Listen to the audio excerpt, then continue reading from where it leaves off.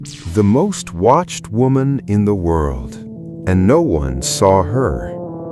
Behind the most famous smile in the world, there was a story no palace wanted you to hear.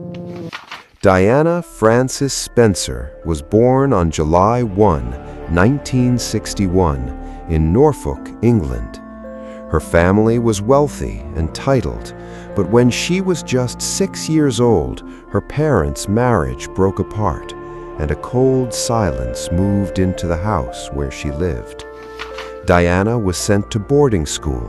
She was not an academic star, but she had a rare gift. She noticed when people around her were hurting. She would sit with lonely students. She would listen. Most people missed this about her entirely.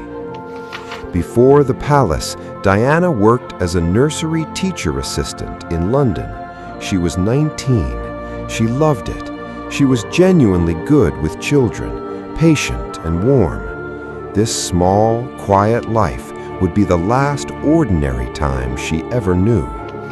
On July 29, 1981, Diana married Prince Charles at St. Paul Cathedral in London. 750 million people watched on television. The dress train stretched 7.5 meters long, and Diana later said she had a sense even then of walking into a trap.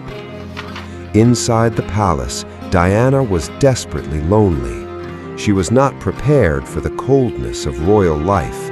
She struggled with eating disorders. She cried in private.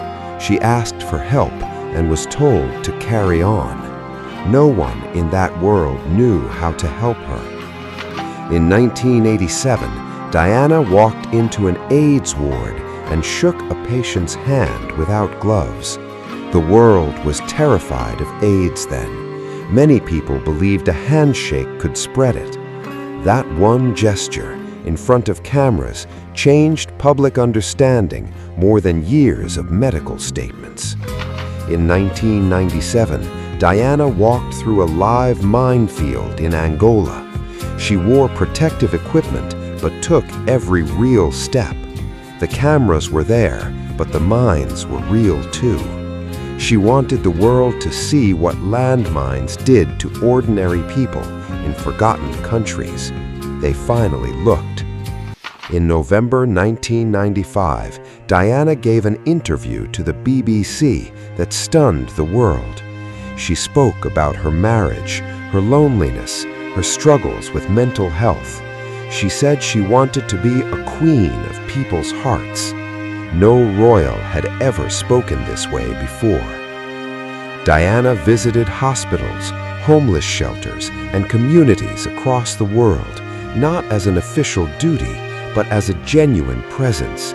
She sat on floors. She held hands. She learned names. People who met her often said the same thing. They made them feel completely, genuinely seen.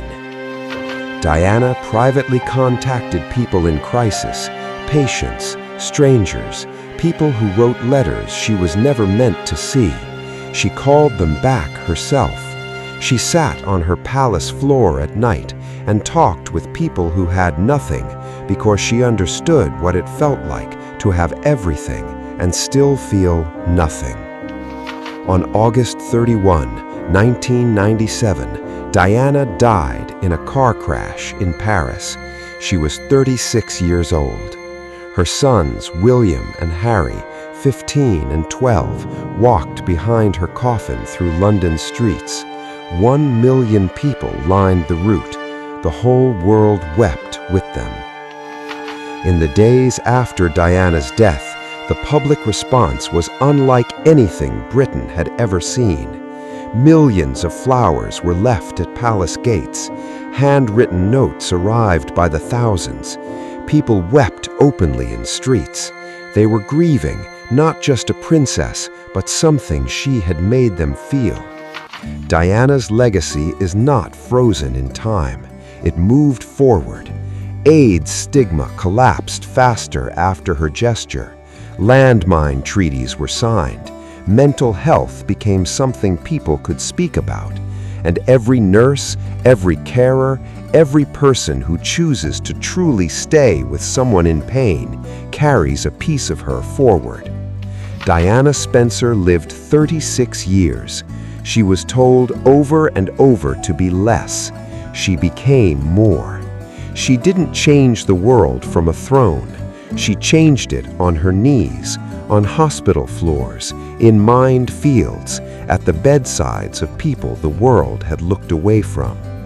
What we learn from Princess Diana, the most powerful thing a human being can do is choose in the moment when it would be easier to look away, to stay and be present. Diana was not perfect. She was not a saint. She was a person in genuine pain who used that pain to understand the pain of others and who refused to let that understanding stay private. The world did not give her what she needed. She gave the world what it needed anyway. That is not a small thing. That may be the largest thing.